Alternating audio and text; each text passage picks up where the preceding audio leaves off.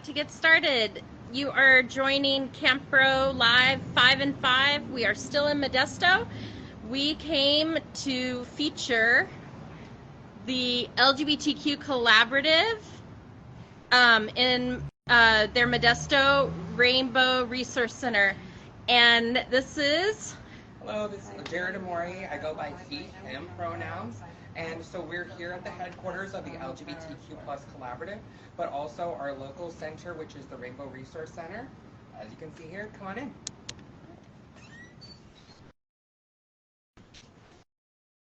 So this is a recent banner that we have that we actually put in. You guys can always follow us. It's hashtag AlwaysPride365. So this labels some of the things we do, which is advocacy and peer support, health and wellness, LGBTQ plus education, equity and resources, which we offer for a variety of things like unhoused, folks having food insecurity, mental health, sex positive kits, and then we also specialize in harm reduction like Narcan, and as we go through, we'll kind of give you a little bit more. This is one of our beautiful murals, and this is actually Jesse at our reception desk. So when you would come into our center, this is the first thing you would do and sign in. What that allows you to do is have a little anonymity. We don't want people to know why you're coming in. That's between our peer support team and you. And we want to respect your mental health, so we do that so that you have privacy, right? Some of these things that we offer are vaccination information, free HIV oral tests, PrEP, which is a medication that you can take to prevent HIV. We also allow people to request presentations if they want sensitivity training or LGBTQ plus 101 information. That's part of our education department, which we'll see in a minute. And then we also have our resource requests. So as we come over here, you'll see some of our accolades and things that we've done. We always have commercials playing for the community, advertising what we do, like our Bagels for Brains or our name change clinic like we're having today. Other things that we offer, like right now on Sunday, we're going to be having a Latinx HIV awareness event. There'll be free testing, HIV testing and sex positive kits that we're giving away. This is our lobby area. This is where we advertise some of our group, like our women's group, our trans group, and we also have a senior coffee group that meets at one of the queer-friendly local coffee shops. And then we have a few of our initiatives, our code of conduct, of course our land management. The offices that we have, unfortunately, right now for filming, not the best time, but it is good time for our peers because they're getting peer support from our advocacy team and also our equity team, which provides resources. And so that's what's happening. And Awesome. If you guys want to come this way, usually our library is open. Right now we actually just got done with an event, October 11th event for National Coming Out Day, so we have our pop-up tents and everything. It's kind of a catch-all storage right now. One of the things I always like to feature, so this is actually a local grassroots project that they're doing where they actually will pay you if you're in the 95354 area code. They'll pay you for your story. And it is specifically this project is about social justice. Okay. Then we have our gender neutral bathroom, which I love. It's for everyone, Yeah, as you can see. Yeah. Okay, awesome. Then this goes into our area that we have a lot of our little like conferences. This is our meeting room. This is our party room. This is where a lot of stuff happens. As you can see, our signing from National Coming Out Day. And then we also have our education department that's usually not behind this because this is usually moved out of the way. But we have our education department where we do advocacy and outreach for youth. And then over here we have one of our menus that we take up to pop-up events. So what this allows people to do is this allows them to get resources without ever having to say what kind of resource they need.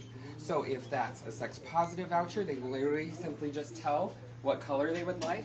So whether it's a mental health bag, which gives them information about 988, crisis and suicide prevention information, also more information about peer support, they could just point at the package they want, and we would put that in one of our lovely little swag bags. And then they can enter a photo contest, and then again, those resources that you saw up front, we provide those. But it's very nice. They just scan a QR code. It will bring up whatever package they want.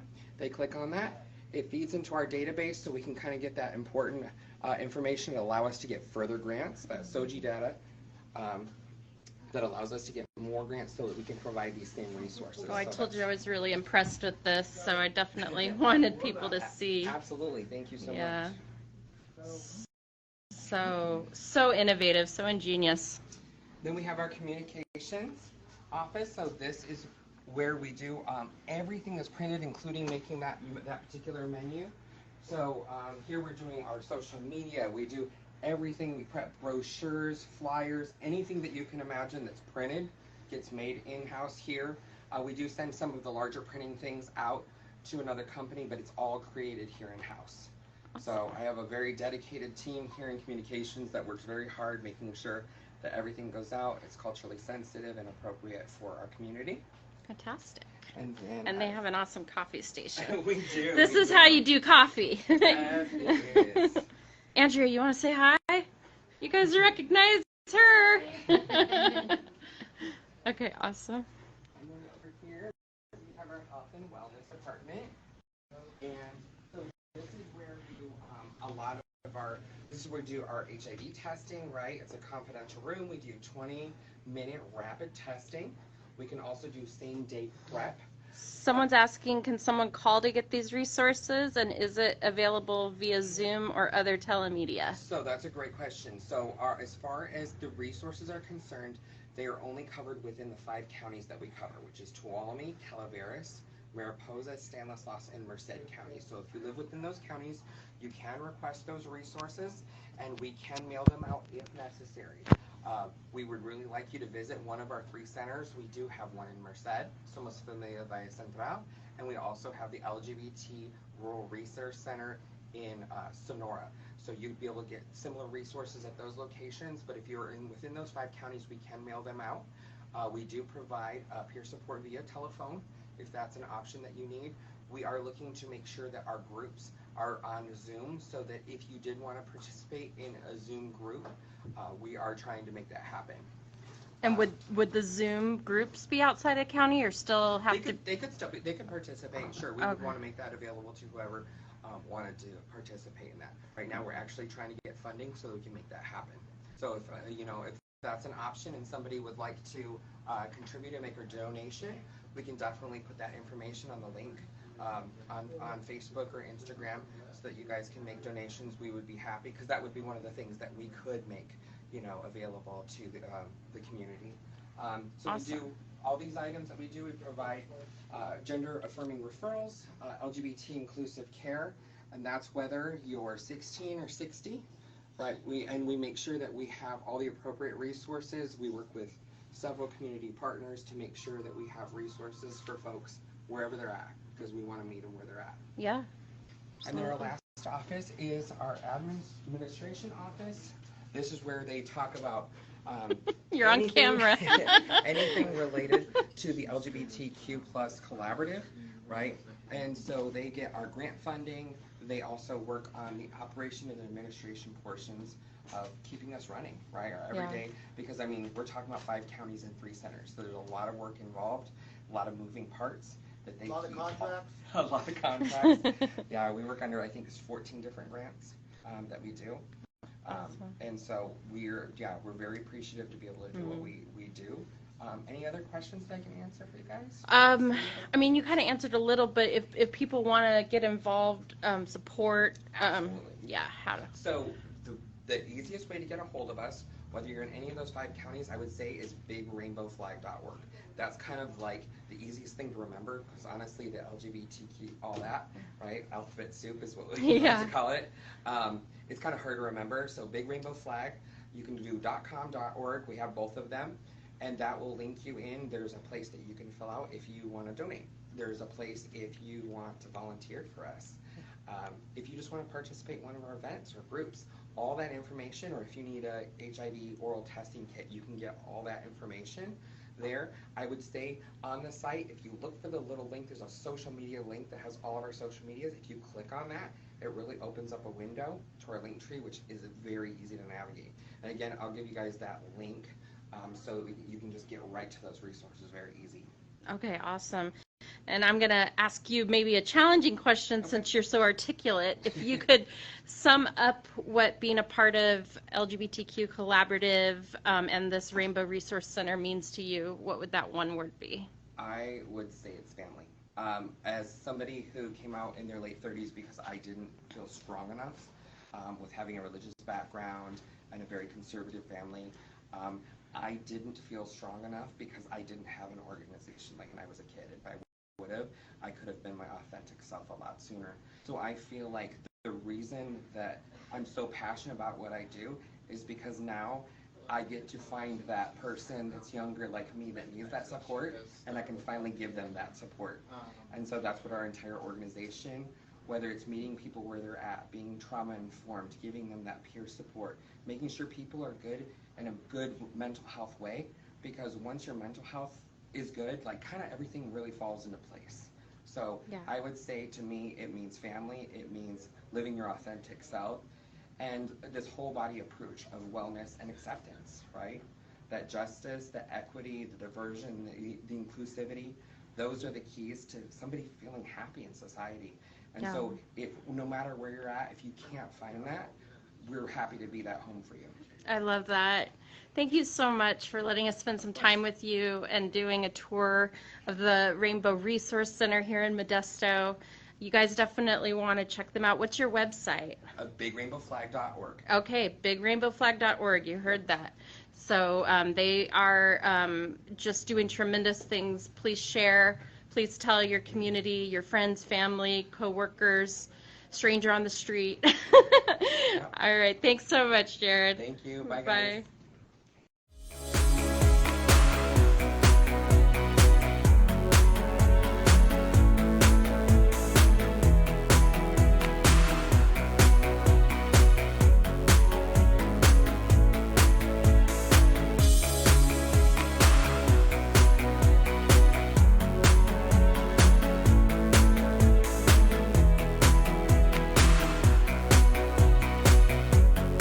My name is Patty Castillo-Davis, and I am the advocacy super and peer support specialist, and I also serve as the community liaison to the county.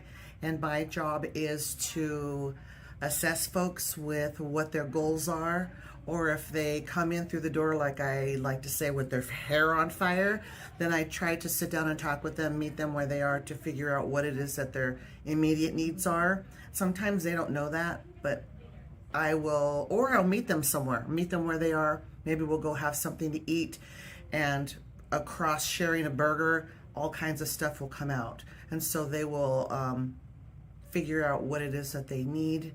I will try to help them, and we'll just talk about it until they come to a place where they feel like we can manage together like a care team so that they can find their path to wellness. And that's what I do here. I kind of serve as the cool auntie, the Nina, the godmother, the mom that will go to your wedding.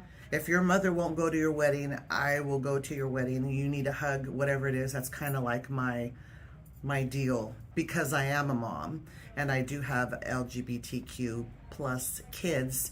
I kind of was made for this job.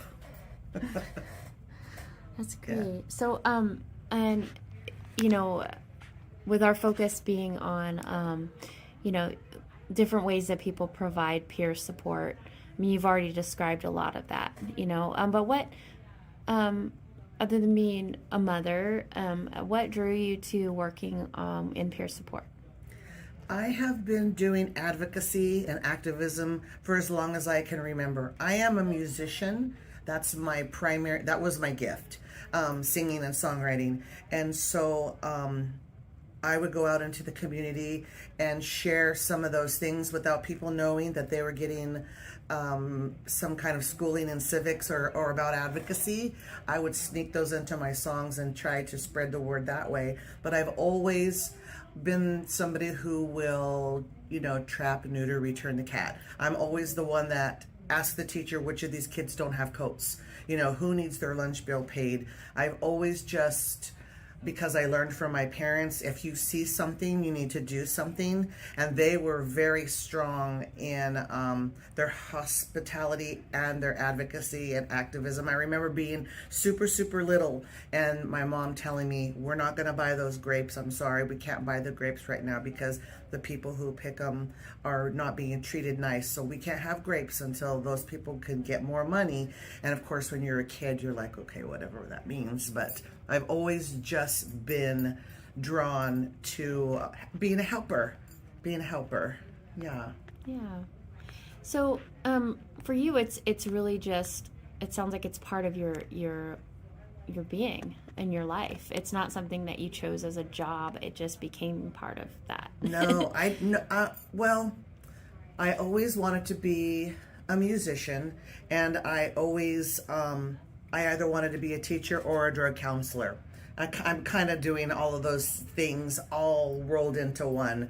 But I didn't have this as the career path, and nor did I choose the demographic, but the community of people kind of chose me because I just happened to be a mom with kids who are part of the community. And I've always been, in my circles, my social circles, and the things that I've chose to do in my life socially is particularly inhabited by folks who are LGBTQ. It's just a thing. That's how I know that this is Kismet. And just meeting John, he would be at the protests. He's out at BLM. He was at the Women's March that I helped put on here in Stanislaus County. Wherever I was at doing some shouting or getting arrested or whatever, John Aguirre was there too. And one day I just called him and I asked him, I said, I think I want to go back into the job market. Do you have any kind of training for people who are 50 years old and up to zhuzh up their computer skills? And he said, come see me in 3 weeks and we'll talk about it. And then he just offered me a job. That's just kind of how that worked out. Mm-hmm. And he says, I see your peer support online. I follow you on Facebook. And this is who you are. You are peer support in everything that you do. Did you know that? And I'm like, I didn't know it had a name. I thought it was just being my mom's daughter and being a human. I didn't know that that was a thing. Not really. And I found that I was pretty good at it, and that the people here trust me, which I feel like is a coup for me. I'm the only cisgender straight person that works here. So to be able to plug in and be accepted, and to be able to, I don't see those types of things in people. I just see that somebody needs something, and it's my job, because I want to help them to wherever it is that they need to go to be okay. Yeah. I think that's really important to emphasize, because I think as we're looking at, the peer workforce and wanting to have a more diverse workforce, when it's been brought up, we've heard back from government agencies saying, well, peer support is mostly white anyway, right? But I think it's a lot of what you said. People are doing the work in their communities, mm-hmm. with their peers, doing everything, meeting people where they are, supporting people in their goals. Yes. But they don't call it that. Right. So how, I think it's really interesting that you kind of represent that crossover that we want more people to have. Sure. Where they're in the peer workforce, but they don't know they are. Right. Right. Right. Yeah. You kind of think it's just doing the right thing, but clearly, historically and present times, we see that doing the right thing is not always what is happening. Mm-hmm. So, but you're right. All of these diverse communities, they're doing their own work. They're doing their own boots on the ground, whether it be, I also work with the Dia de los Muertos Stanislaus. That's going to be a lot of peer support, only folks don't know that that's what's going to be happening. They think they're coming for menudo and folklorico dancing, but they're going to have feelings going on about either they're rediscovering their culture, or they're remembering how they had to flee their country, or some things like that. And there's going to be people who are going to need somebody to talk to them about that. That happens too. That happens when I play music. Maybe I have hit a chord, literally, that has evoked something in someone and they really want to talk about it. So they come up to me and say, I saw you at the farmer's market and you sang a song that reminded me of my aunt, and we're gonna spread her ashes this weekend. And I think it's something that was supposed to happen. Just those types of things, they just naturally just happen. And so I feel like I've done tons of peer support with my music too. In fact, I was very fortunate to win an award here for the Stanislaus County Outstanding Woman of the Year in 2019 for my activism in my music. That's never happened. Some people think, though, that's a hobby, it's a fun thing. We do that when we have the time. But those types of spoken words and those types of feelings, somebody else is always feeling those things. They just don't have the voice to say that. They need somebody who's going to be that mouthpiece for them and be their backbone too, or hold their hand alongside of them so they could feel that. And it's okay. Yeah. I love that. Is there anything else that you think you would like people to know about what happens at the center, or about, working as a peer? Mm-hmm. Is there anything else you want to add? I think that peer support is more important than many people give credit. Because if you are talking to someone who has lived experience and is experiencing something that's similar to what you have going on, you don't feel so alone. You feel like that is a way for you to open up and talk about it. You feel like if that person's navigated that to a place of wellness, then you can do it too. That's another thing. I have a lot of experience in my family and personally with mental health and wellness and just all those types of things, and drawing from somebody else's experience and seeing how they got through to the other side, even if it's just for today. That's so meaningful. Or if you see somebody with a brown face like yours, like mine, that looks like your mom or your auntie that you can't talk to, but you really are craving that. You don't even know that that's what you needed, but you needed a mom to tell you that I see you, and it's okay to cry. Even though your dad says that, Latino boys are not supposed to cry. Yes, they do. And you can in my presence, and you won't be shamed, because this is a safe space. My place is always a safe space. All right. So tell me about the process. So you're applying to be a Medi-Cal peer support specialist. What has that process been for you, and where are you at in the process? It's been, up to a certain point, it's been fairly acceptable for me. I did 40 hours of training for the peer support certification online here in my office, and then I did another 40 hours in person in Oakland, and that was funded by my CEO, and it was very good. There was validation that I was doing things already that were part of the testing and just part of the advocacy. I also learned a lot of new things, and also it's great to be in a room full of people who are trained in rap, who have other types of mentalities and styles. So it was great to meet a bunch of people. And interestingly, there were only 2 males. Everybody else was female in that group, which I found very interesting. And so that was very good and comprehensive and good for me. The place where I am right now, where I'm having the stalemate, is my high school diploma. The website where I went, what they wanted me to upload is not a copy of my document that I received when I received my document in 1981, but they want some type of a digital copy, and I'm having a really hard time even getting into the system. This particular app or program is called Parchments, and I'm having a really hard time finding what I need there. That's what's stopping me. I can't even make a reservation for my exam until that's uploaded. So that's where I am. I'm looking forward to that. So in the meantime, I'm still looking back at all of my old material and resources that I received when I was in person and online, but that's where I am. I'm anxious to do it. I can't wait. I'm ready whenever I get my docs. Yeah. So you've done the training, you're working as a peer. I'm working, You've yes. done everything else but the high school diploma. You can't do anything else until you get that. No, that's the one thing. We can't even reserve a spot for the exam until that's done. So I'm not the only one that's having an issue here. My colleague Stephen Cullen is also having an issue with that as well. And everybody else, there's another person here at the center, Mindy, who has been able to pay the fee and to get into a website, but it's been 6 weeks and they still haven't received their high school diploma documentation. Wow. So it's a little thing.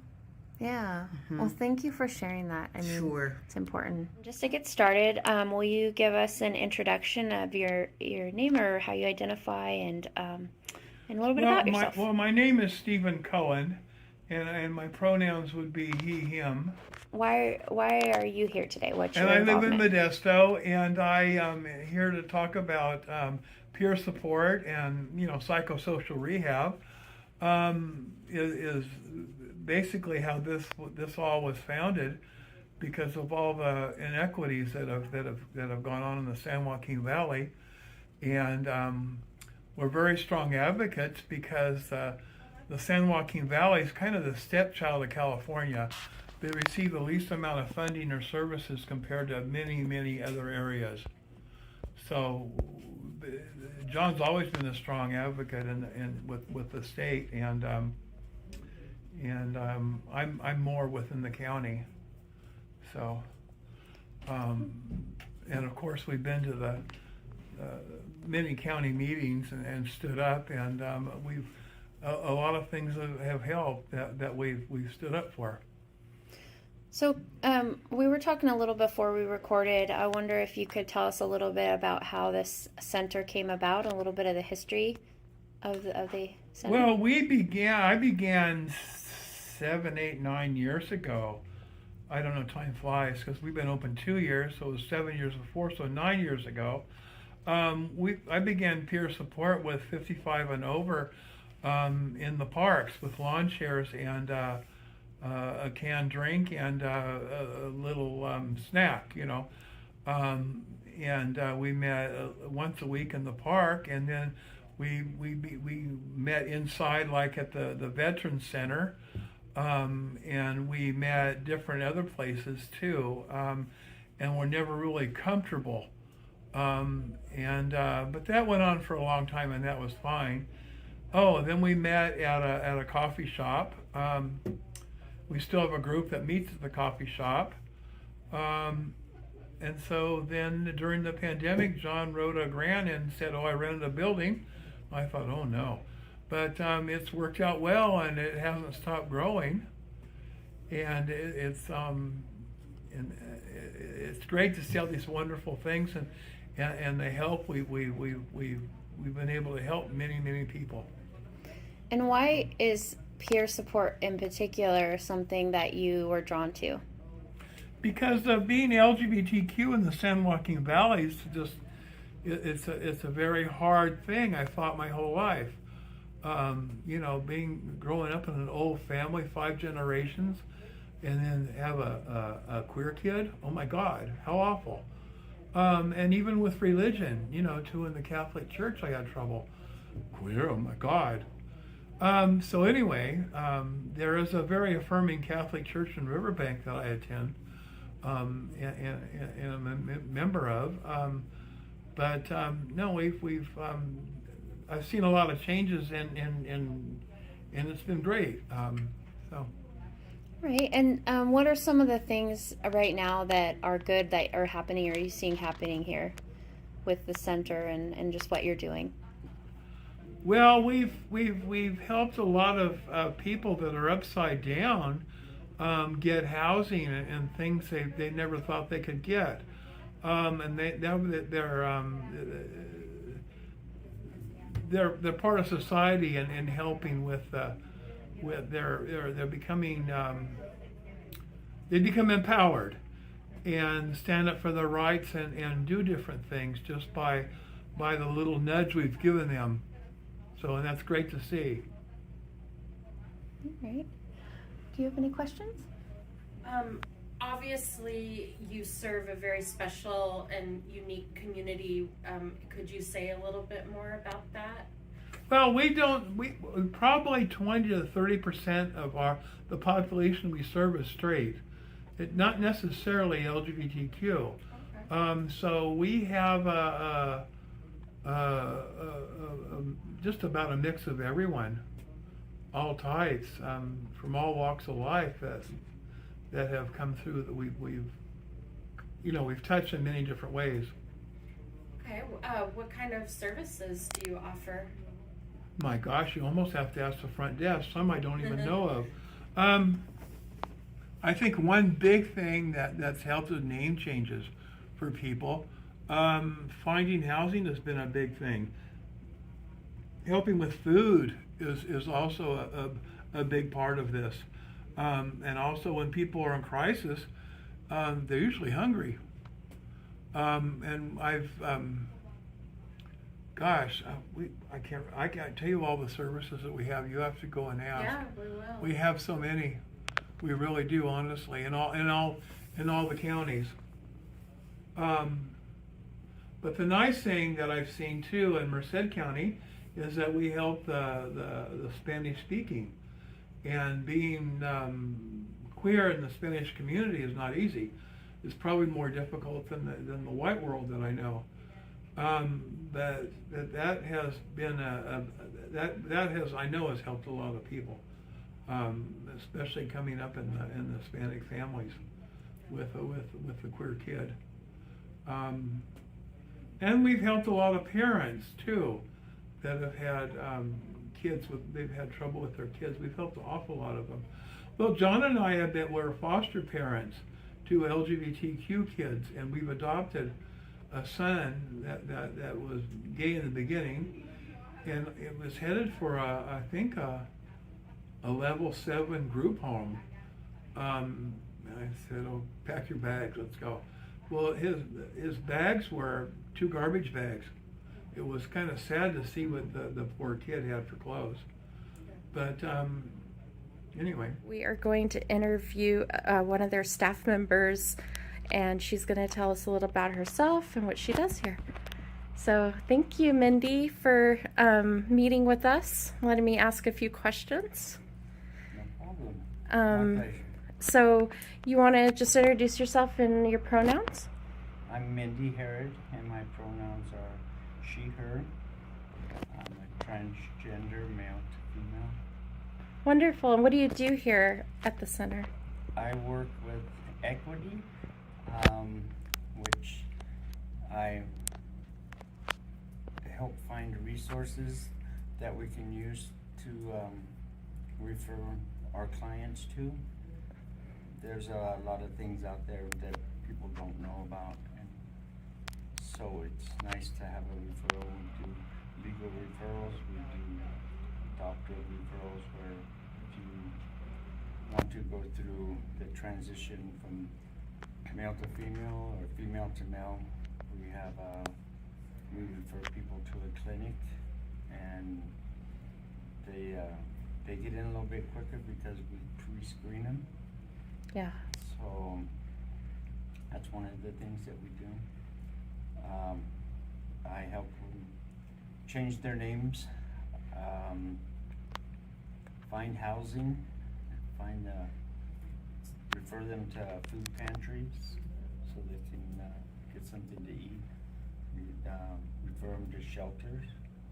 Yeah, lots of wonderful things. You were telling me about the name change clinic. Do you want to just say a little bit about that? We decided to start helping trans people change their names to match their identity. Mm-hmm. So it's a difficult process, and we helped them fill out the papers. We took a class and learned how to do that. So, and then we have a little map we send with them. They can go down to the courts, and it tells them what floor to go to, and what division. And you would be amazed how special people feel when they receive those papers and take them down there. they're giddy. No, I know that that's a really special thing. I know how I felt when I changed my name. It was amazing feeling. Yeah. Yeah, Mindy, such a beautiful name. Thank You you. also are involved with the substance use disorder program. Yes, I am. Do you want to say some more about that? I'm an alcoholic and a drug addict, and I drank for over 50 years. And I recently got sober and stopped doing drugs. And so I try to help people either manage their drug use or quit their drug use, so they can become productive again. Yeah. And a little bit happier. Most addicts and alcoholics don't like themselves, and so I try to give them the resources to help them make themselves happy again. I'm starting a self-help group, which is neither NA or AA, and what it is just to talk about your feelings, why you drink, why you use, and what are helpful ways to stop, and let people make their choices on how they're going to act with that. Wonderful. And I do peer support where I've done so much in my life. When somebody says, "Do you have any lived experience?" I have to think about it, and I say, "Yes." My whole life. Oh my God, I didn't realize Yeah. I messed up so bad. I mean, it's just such a human thing. But I have to say that what I hear and see is that you're an example of hope for people, and you're an example that it's never too late to find recovery and want it. It's not. I waited until very late in my life Yeah. to get sober and clean. And if I can do it, most anybody else can. Yeah, I mean, I think that that's, that is a testament to peer support that, we have walked in similar paths, but we don't walk in each other's shoes, but we can walk along each other. I can tell you how I did it. Right, And right, you can choose which way you'd like to do it. exactly. And that's one of the things that I help people do, whether they want to go to a program. I just recently went through some education, and it taught me or showed me different resources.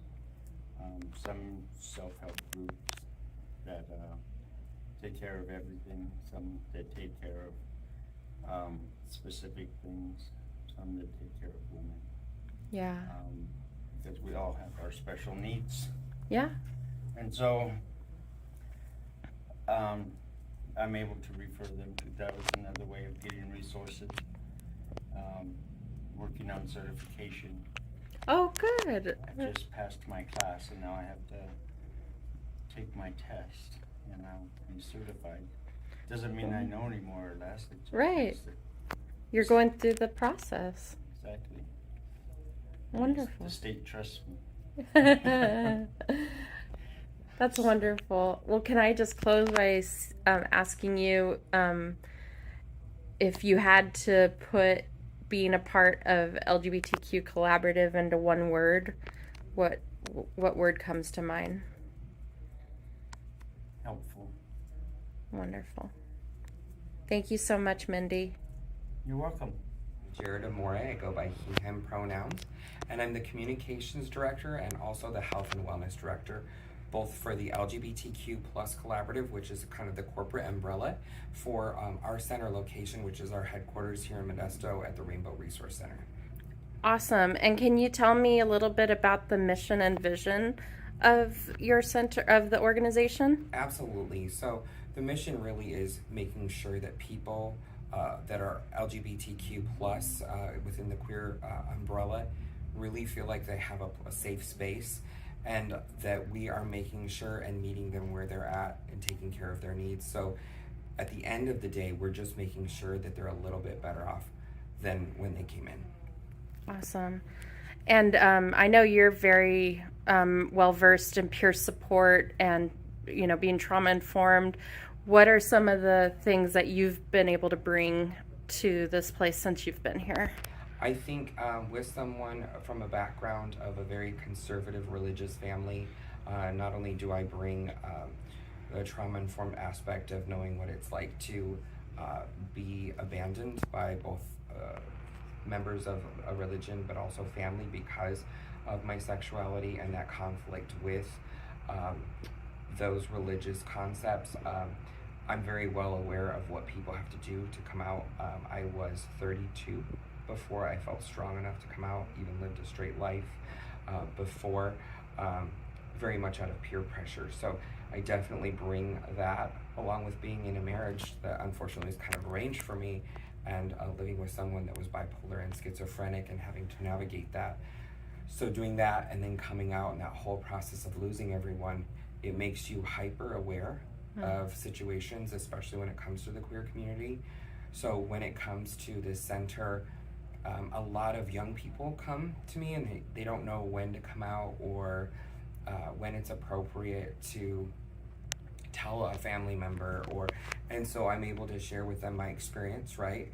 For each person, that's a very individualized situation, but what I can tell them always is, in a speech I gave yesterday for October 11th, which is National Coming Out Day, I had mentioned that if people are gonna love you conditionally today, they're gonna love you conditionally tomorrow or 10 years. Live your authentic self as soon as possible. So what I do when it comes to peer support is, of course, they lead the conversation, but many times they're looking for advice, and all I can give them is my experience when it comes to what was right for me.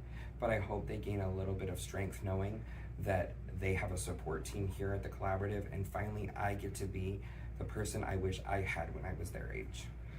Wow, that's amazing. And I think I just want to close by having you tell somebody how they could get involved with either coming in person or helping in other ways to support everything you guys are doing. Absolutely. So definitely to the queer community, I would say that our doors are open. We cover over 5 counties from Merced all the way up to Tuolumne County. So we have 3 different centers that are a little different flavor for those particular communities. Our Merced office, which is Somos Familia Valle Central, which is more of a Latinx farm worker community. And so those folks are Spanish speaking, and they're more versed in that culture.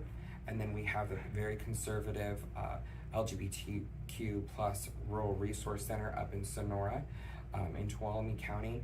And they know what it's like to kind of be in the Bible Belt, God Golden Guns area of California. And then we, of course, are kind of a melting pot, right? We're between the Bay Area, between like Fresno, Sacramento, and then Nevada to the east of us. So we're kind of that melting pot where all these different types of personalities come together. And we want to make sure that we have a safe space for those folks. So if you're part of that community and you want support, whether that's a phone call, we're going to be working on a texting app, which is an option to join our groups virtually or here in person, downtown Modesto. You can go to bigrainbowflag.org. That's the best way to find kind of the centralized location of what we do. And then from there, whether you need peer support, advocacy, education help, if you're a youth, if you're a senior, we have different programs set up for everyone.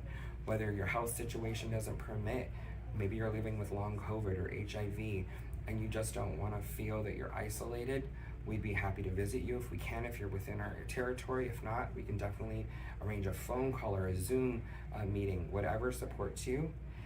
And to the community at large, I would just say we intersect every community. I know that in media, it's almost like it's only the people that decorate your house, or we do your hair, or we're the funny campy people, or we're the drag queens, but we're actually so much more.